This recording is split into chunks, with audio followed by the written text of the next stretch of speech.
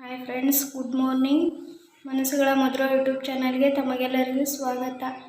ಈಗ ಬೆಳಗ್ಗೆ 7 ಗಂಟೆ ಆಗಿದೆ. 7 ಗಂಟೆಗಿದ್ದ ವ್ಲಾಗ್ ಸ್ಟಾರ್ಟ್ ಮಾಡಕತ್ತೀನಿ. ಈಗ ತಾನೇ ಸ್ನಾನ ಆಗಿದೆ, ದೇವ್ರ ಪೂಜೆನ ಆಗಿದೆ. ಇವತ್ತು ನಮ್ಮದು ವೆಡ್ಡಿಂಗ್ ಆ್ಯನಿವರ್ಸರಿ ಇದೆ. ವೆಡ್ಡಿಂಗ್ ಆ್ಯನಿವರ್ಸರಿ ಸೆಲೆಬ್ರೇಷನ್ ಮಾಡ್ತಾಯಿದ್ವಿ. ರೆಡಿಯಾಗಿ ಈಗ ತಿಂಡಿ ತಿಂದು ರೆಡಿಯಾಗಿ ದೇವಸ್ಥಾನಕ್ಕೆ ಹೋಗ್ಬರ್ತೀವಿ. ದೇವಸ್ಥಾನದಲ್ಲಿ ದೇವ್ರ ದರ್ಶನ, ನಿಮಗೂ ಕೂಡ ದೇವ್ರ ದರ್ಶನ ಮಾಡಿಸ್ತೀನಿ, ಬನ್ನಿ.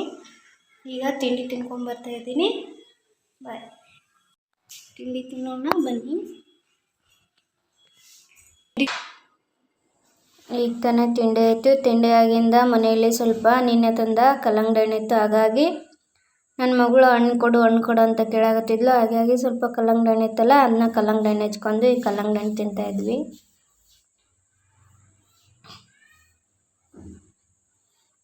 ಬನ್ನಿ ಕಲ್ಲಂಗಡಿ ಹಣ್ಣು ತಿನ್ನೋಣ. ಕಲ್ಲಂಗಡಿ ಹಣ್ಣು ಮೊದಲು ಎಷ್ಟು ಸಿಹಿ ಬರ್ತಿದ್ವಿ, ಈಗ ಕಲ್ಲಂಗಡಿ ಹಣ್ಣು ಸಿಹಿನೇ ಇರೋದಿಲ್ಲ. ಎಲ್ಲದಕ್ಕೂ ಔಷಧಿನ ಹೊಡಿತಾರೆ. ನನ್ನ ಮಗಳು ಹೇಳ್ತಾಳೆ, ಮಮ್ಮಿ ಇದು ಚೆನ್ನಾಗಿಲ್ಲ ಅಂತ ಹೇಳ್ತಾಳೆ. ಮನುಷ್ಯ ಕೂಡ ಬದುಕೋದೆ ಮೆಡಿಷನ್ ಮೇಲೆ ಅಲ್ವಾ? ಇನ್ನು ಹಣ್ಣುಗಳಿಗೆಲ್ಲ ಯಾವ ರೀತಿ ಮೆಡಿಷನ್ ಹಾಕೋದು? ಮನುಷ್ಯನ ಒಂದು ಕಾಯಿಲೆ ಬಂತಂದರೆ ಪ್ರತಿ ಸಾರಿನೂ ಔಷಧಿ ತಗೊತಾರೆ.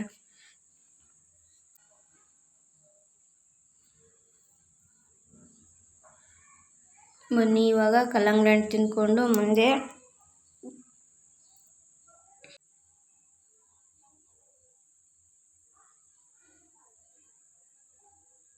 ಕಲ್ಲಂಗಡಿ ಹಣ್ಣು ತಿನ್ಕೊಂಡು ಈಗ ನೈಟ್ ಊಟಕ್ಕೆ ಸಿಹಿ ಮಾಡ್ತಾಯಿದ್ದೀನಿ. ಒಂದು ಕಪ್ಪು ಕಡಲೆಬೇಳೆ ತೊಗೊಂಡಿದ್ದೀನಿ. ಕಡಲೆಬೇಳೆನ 2 ಅವರ್ ನೆನೆಸಿದ್ದೆ. ಈಗ ಅವನ್ನ ಬೇಯಿಸ್ಕೊಳ್ಳೋಣ ಬನ್ನಿ. ಒಂದು ಕುಕ್ಕರ್ಗೆ ಹಾಕಿ ಒಂದು ಕಪ್ಪು ಕಡಲೆಬೇಳೆ ತೊಗೊಂಡಿದ್ದಿಲ್ಲ. 1 ಕಪ್ ಕಡಲೆಬೇಳೆಗೆ 2 ಕಪ್ ನೀರು ಹಾಕಿ ಕಡಲೆಬೇಳೆನ ಕುದಿಸ್ಕೋಬೇಕು. ಕಡಲೆಬೇಳೆ ಕುದ್ದಿಂದ ಈಗ ಸೈಡಲ್ಲಿ ಕಡಲೆಬೇಳೆ ಕುದಿಯೋಕ್ಕಿಟ್ಟೀನಿ. ಈಗ ಅದಕ್ಕೆ ಸ್ವಲ್ಪ ಗೋಡಂಬಿ ದ್ರಾಕ್ಷಿ ಎಲ್ಲನೂ ಫ್ರೈ ಮಾಡ್ಕೊಳ್ಳೋಣ. ಸ್ವಲ್ಪ ತುಪ್ಪ ಹಾಕಿ ಗೋಡಂಬಿ ದ್ರಾಕ್ಷಿನ ಫ್ರೈ ಮಾಡ್ಕೊತಾ ಇದ್ದೀನಿ. ಇದಕ್ಕೆ ಕಡಲೆಬೇಳೆ ಬೇಯಿಸೋಕೆ ಸ್ವಲ್ಪ ರವೆ ಹಾಕೊಂಬೋಣ. ರವೆ ಹಾಕಿದ್ರೆ ಒಂಥರ ಟೇಸ್ಟ್ ಆಗಿರುತ್ತೆ. ಈಗ ಗೋಡಂಬಿ ಬಾದಾಮಿ ಫ್ರೈ ಆಗಿದೆ. ಈಗ ಅದೇ ಗೋಡಂಬಿ ದ್ರಾಕ್ಷಿ ಫ್ರೈ ಮಾಡಿರ್ತೀವಲ್ಲ, ಅದೇ ತುಪ್ಪದಾಗನೇ ಸ್ವಲ್ಪ 1/4 ಕಪ್ಪಷ್ಟು ರವೆ ತೊಗೊಂಡಿದ್ದೀನಿ. ರವೆ ತೊಗೊಂಡು ರವೆ ಕೂಡ ಫ್ರೈ ಮಾಡಿದ್ದೀನಿ. ಈಗ ನೆಕ್ಸ್ಟ್ ಪಾಯಸಕ್ಕೆ ಬೆಲ್ಲ ಬೇಕಲ್ಲ, ಬೆಲ್ಲನ 1/4 ಕಪ್ಪಷ್ಟು ಬೆಲ್ಲ ತೊಗೊಂಡಿದ್ದೀನಿ. ಸಿಹಿ ನಿಮಗೆ ಜಾಸ್ತಿ ಬೇಕಾದರೆ ಇನ್ನೊಂದು ಸ್ವಲ್ಪ ಬೆಲ್ಲ ತೊಗೋರಿ. ಅದನ್ನು ಪಾಕ ಬರೋವರೆಗೇನು ಕುದಿಸ್ಕೊಳ್ಳೋದು ಬೇಡ. ಸ್ವಲ್ಪ ಬೆಲ್ಲ ಕರಗೋವರೆಗೂ ಕುದಿಸ್ಕೊಂಡು ಸೋಸ್ಕೊಳ್ಳೋಣ. ನೋಡಿ ಬೆಲ್ಲ ಕರಗಿದೆ. ಈಗ ಅದೇ ಬಾಣಲಿಗೆ ನೋಡಿ ನಾವು 1/4 ಕಪ್ ಬೆಲ್ಲಕ್ಕೆ 1 ಕಪ್ ನೀರು ಹಾಕಿದೆ. ಈಗ ಕಡಲೆಬೇಳೆ ಬೇಯಿಸ್ಕೊಂಡಿದ್ವಲ್ಲ, ಅದು ಅದ್ರಾಗ 1 ಕಪ್ ನೀರು ಉಳಿದಿತ್ತು. ಈಗ ಇನ್ನೊಂದು 5-6 ಸ್ಪೂನು ನೀರು ಹಾಕೊಳ್ಳೋಣ. ಈಗ ನೋಡಿ ಕಡಲೆಬೇಳೆ ಚೆನ್ನಾಗಿ ಬೆಂದಿದೆ. ಈಗ ಆ ಕಡಲೆಬೇಳೆನ ಸ್ವಲ್ಪ ಸ್ಮ್ಯಾಶ್ ಮಾಡ್ಕೋಬೇಕು. ಯಾಕಂದರೆ ಸ್ಮ್ಯಾಶ್ ಮಾಡ್ಕೊಂಡ್ರೆ ಒಂಥರ ಟೇಸ್ಟ್ ಬರ್ತೈತಿ. ಸ್ವಲ್ಪ ಸ್ಮ್ಯಾಶ್ ಮಾಡ್ಕೋಬೇಕಂದ್ರೆ ಫುಲ್ಲು ಕಡಲೆಬೇಳೆ ಎಲ್ಲ ಪೇಸ್ಟ್ ಆಗಂಗೆ ಸ್ಮ್ಯಾಶ್ ಮಾಡ್ಕೋಬೇಡಿ. ಸ್ವಲ್ಪನೇ ಫ್ರೆಶ್ ಮಾಡಿದರೆ ಸಾಕು. ಈಗ ಬೆಲ್ಲದ ನೀರು ಕುದ್ತಾ ಇದೆ. ಆ ಬೆಲ್ಲದ ನೀರು ಕುದಿಯುವಾಗ ರವೆ ಹಾಕ್ಕೊಂಡು ರವೆ ಕುದಿಸ್ಕೊಳ್ಳೋಣ. ರವೆ ಸ್ವಲ್ಪ ಅರಳಬೇಕು. ಆ ಥರ ಅರಳೋವರೆಗೂ ರವೆನ ಕುದಿಸ್ಕೋಬೇಕು. ಈ ರವೆ ಎಲ್ಲ ಸ್ವಲ್ಪ ಅರಳಿದೆ. ಈಗ ಅದಕ್ಕೆ ಕಡಲೆಬೇಳೆ ಹಾಕ್ಕೊಳ್ಳೋಣ. ಕಡಲೆಬೇಳೆ ಹಾಕ್ಕೊಂಡು ಒಂದು 10 ನಿಮಿಷ ಚೆನ್ನಾಗಿ ಕುದಿಸ್ಕೋಬೇಕು. ಕುದಿಸ್ಕೊಂಡ್ರೇ ಒಂಥರ ಟೇಸ್ಟು. ರವೆ ಮತ್ತು ಕಡಲೆಬೇಳೆ ಎಲ್ಲ ಚೆನ್ನಾಗಿ ಬೇಯ್ತೈತಿ. ಈಗ ನೋಡಿ ಬನ್ನಿ ಕುದಿಸ್ಕೊಳ್ಳೋಣ.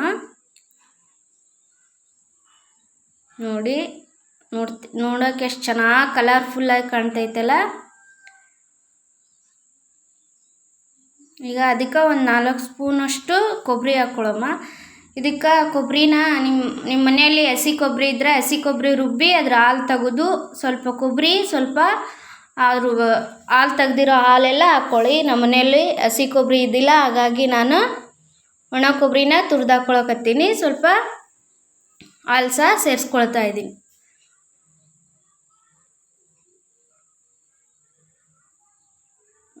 ಹಾಲು ತೆಂಗಿನ ಹಾಲು ಇದ್ದಿಲ್ಲ, ಹಾಗಾಗಿ ಒಂದು 5-6 ಸ್ಪೂನು ನಾನು ಕಾಸಿ ತಣ್ಣಗಾದ ಹಾಲನ್ನು ಹಾಕ್ಕೊಳ್ತಾ ಇದ್ದೀನಿ. ಒಂದು 6 ಸ್ಪೂನ್ ಹಾಕೊಂಡ್ರೆ ಸಾಕು. ಹಾಲು ಹಾಕಿದರೆ ಒಂಥರ ಟೇಸ್ಟ್ ಬರ್ತೈತಿ, ಹಂಗಾಗಿ ಹಾಲು ಹಾಕ್ಕೊಳ್ತಾ ಇದ್ದೀನಿ. ಈ ಹಾಲು ಹಾಕೋಕ್ಕಿಂತ ತೆಂಗಿನ ಹಾಲು ಹಾಕಿದರೆ ಇನ್ನೂ ಟೇಸ್ಟ್ ಬರ್ತೈತಿ. ನಿಮ್ಮ ಮನೆಯಲ್ಲಿ ಹಸಿ ಕೊಬ್ಬರಿ ಇದ್ದರೆ ಹಸಿ ಕೊಬ್ಬರಿನ ರುಬ್ಬಿಟ್ಟು ಅದ್ರ ಹಾಲು ತೆಗೆದು ಅದ್ರ ಹಾಲು ಹಾಕ್ಕೊಳ್ಳಿ. ಇನ್ನು ಪಾಯಸ ತುಂಬ ಚೆನ್ನಾಗಿ ಬರ್ತೈತಿ.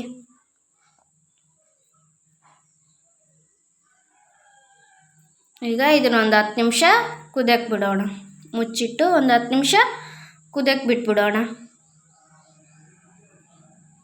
ನೋಡಿ, ಈಗ ಚೆನ್ನಾಗಿ ಕುದ್ದಿದೆ. ಪಾಯಸ ಸ್ವಲ್ಪ ಈ ಕಡೆ ತಿಳುವೂ ಇರಬಾರ್ದು, ಈ ಕಡೆ ಗಟ್ಟಿನೂ ಇರಬಾರ್ದು. ಸ್ವಲ್ಪ ಮೀಡಿಯಮ್ ಆಗಿದ್ದರೆ ಇದು ಆರಿನ ಸ್ವಲ್ಪ ಗಟ್ಟಿ ಆಗುತ್ತೆ, ಹಾಗಾಗಿ ಸ್ವಲ್ಪ ಮೀಡಿಯಮಲ್ಲೇ ಇಟ್ಕೊಳ್ಳಿ. ಈಗ ಇದು ಪಾಯಸ ಚೆನ್ನಾಗಿ ಕುದ್ದಿದೆ. ಈಗ ಇದಕ್ಕೆ ಫ್ರೈ ಮಾಡಿ ಇಟ್ಕೊಂಡಂಥ ಗೋಡಂಬಿ ದ್ರಾಕ್ಷಿನ ಹಾಕ್ಕೊಂಡಿದ್ವಿ. ಈಗೆಲ್ಲ ಅಡುಗೆ ಆಗಿದೆ. ನೆಕ್ಸ್ಟ್ ನಾವು ರೆಡಿ ಆಗಿಬಿಟ್ಟು ದೇವಸ್ಥಾನಕ್ಕೆ ಹೋಗ್ಬೇಕು ಅನ್ಕೊಂಡಿದ್ವಲ್ಲ ಸಾಯಂಕಾಲ. ಈಗ ಬೆಳಗ್ಗೆನೇ ದೇವಸ್ಥಾನಕ್ಕೆ ಹೋಗ್ಬೇಕಂದ್ವಿ. ಬೆಳಗ್ಗೆ ದೇವಸ್ಥಾನಕ್ಕೆ ಹೋಗೋಕ್ಕಾಗಲಿಲ್ಲ, ಹಾಗಾಗಿ ಸಾಯಂಕಾಲ ದೇವಸ್ಥಾನಕ್ಕೆ ಹೊಂಟಿವಿ.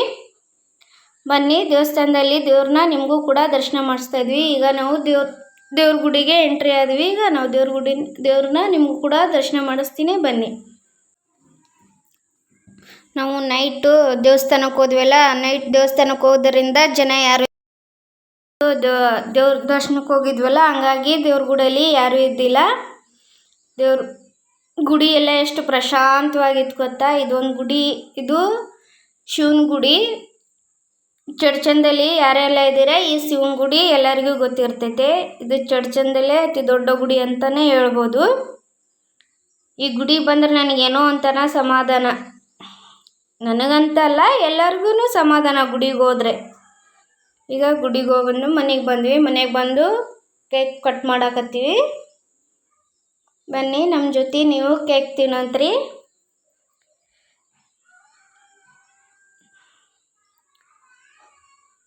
ನನ್ನ ಸಣ್ಣ ಮಗಳಿದ್ದಾಳಲ್ಲ, ಅವಳಿಗೆ ಇದು ನಾವು ಮಾಡೋದೆಲ್ಲ ಇದು ಅವಳಿಗೆ ಫಸ್ಟ್ ಟೈಮು. ಹಾಗಾಗಿ ಆಕೆ ಪ್ರತಿ ಸರಿ ಕೇಳ್ತಿದ್ಲು, ಏನು ಮಾಡ್ತೀರಿ ಪಪ್ಪ, ಏನು ಮಾಡ್ತೀರಿ ಮಮ್ಮಿ ನೀವು ಅಂತಂದು.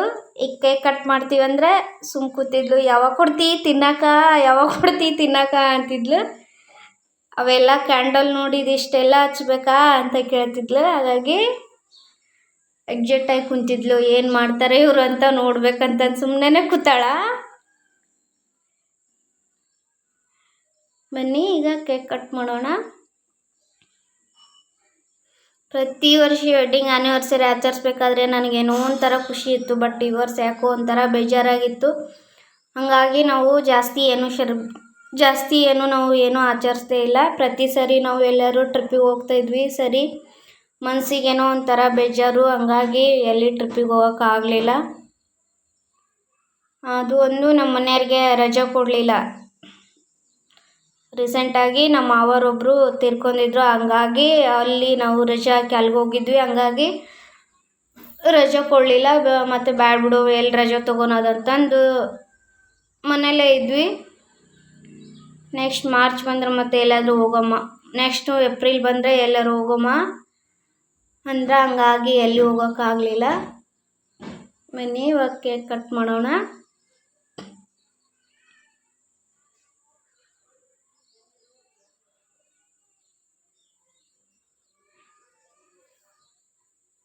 ನನ್ನ ದೊಡ್ಡ ಮಗಳಂತರೂ ಬೆಳಗ್ಗೆಲಿದ್ದ ಸಾಯಂಕಾಲವರೆಗೂ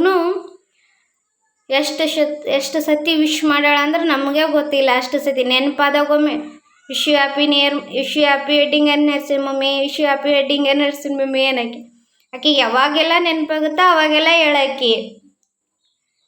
ಅದು ನಮಗೆ ನೆನಪಿರ್ತೈತೋ ಬಿಡ್ತೈತೋ ಗೊತ್ತಿಲ್ಲ, ಬಟ್ ಅಕ್ಕಿಗೆ ಅಂತೂ ಯಾವಾಗ ನೆನಪಾಗುತ್ತೆ ಅವಾಗ ಹೇಳಾಕಿ. 2 ದಿನ ಮುಂಚೆಲಿದ್ದಾನೆ ಹೇಳ್ತಿದ್ಲು, ಮಮ್ಮಿ ನಿಮ್ದು ವೆಡ್ಡಿಂಗ್ ಆ್ಯನಿವರ್ಸರಿ ಬರ್ತಲ್ಲ, ಈಗ ನಿಮ್ದು ವೆಡ್ಡಿಂಗ್ ಆ್ಯನಿವರ್ಸರಿ ಯಾವಾಗೈತೆ ಮಮ್ಮಿ ಅಂತ ಕೇಳಾಕಿ. ಅವತ್ತಿನ ದಿನ ಅಂತೂ ನಮಗೆ ಖುಷಿ ಇತ್ತೋ ಇಲ್ಲೋ ಗೊತ್ತಿಲ್ಲ, ಬಟ್ ಆಕಿಗಂತೂ ತುಂಬ ಖುಷಿಯಾಗಿದ್ಲು.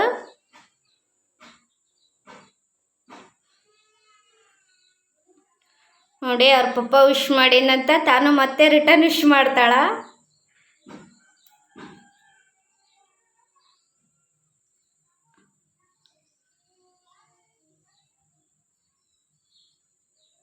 ವೆಡ್ಡಿಂಗ್ ಆ್ಯನಿವರ್ಸರಿಗೆ ಯಾರೆಲ್ಲ ವಿಶ್ ಮಾಡಿದರೆ ತಮಗೆಲ್ಲರಿಗೂ ಥ್ಯಾಂಕ್ಸ್.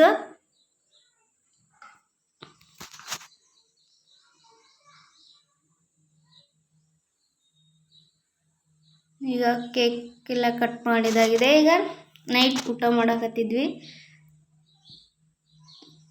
ಪಾಯಸ ಅಂತೂ ತುಂಬ ಚೆನ್ನಾಗಿ ಬಂದಿತ್ತು.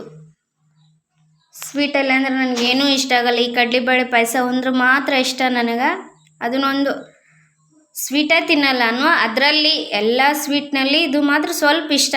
ಹಾಗಾಗಿ ಒಂದು ಅರ್ಧ ಬೌಲು ಸ್ವೀಟ್ ತಿಂತೀನಿ. ನಮ್ಮ ಮನೆಯವ್ರಿಗೆ ಆಫೀಸ್ನಿಂದ ಫೋನ್ ಬಂದಿತ್ತು, ಹಂಗಾಗಿ ಅವರು ಫೋನಲ್ಲಿ ಮಾತಾಡಕತ್ತಿದ್ರು. ಏನಪ್ಪ ಇವ್ರು ಊಟ ಮಾಡೋ ಫೋನಲ್ಲಿ ಮಾತಾಡ್ತಾ ಇದ್ದಾರೆ ಅಂದ್ಕೋಬೇಡ್ರಿ. ಅವರು ಆಫೀಸ್ ಕಾಲ್ ಯಾವಾಗಲೂ ಎನಿ ಟೈಮ್ ಬರ್ತೈತೆ ಅಂದ್ಕೋಬೋದು, ಯಾವಾಗಲೇ ಇರ್ತೈತಿ. ನೈಟ್ ಮಲ್ಕೊಳೋವರೆಗೂ ಫೋನಲ್ಲೇ ಮಾತಾಡ್ತಾ ಇರ್ತಾರೆ ಅವರು. ಹಂಗಾಗಿ ಊಟ ಮಾಡಬೇಕಾದ್ರೂ ಫೋನಲ್ಲೇ ಮಾತಾಡಕತ್ತಿದ್ರು.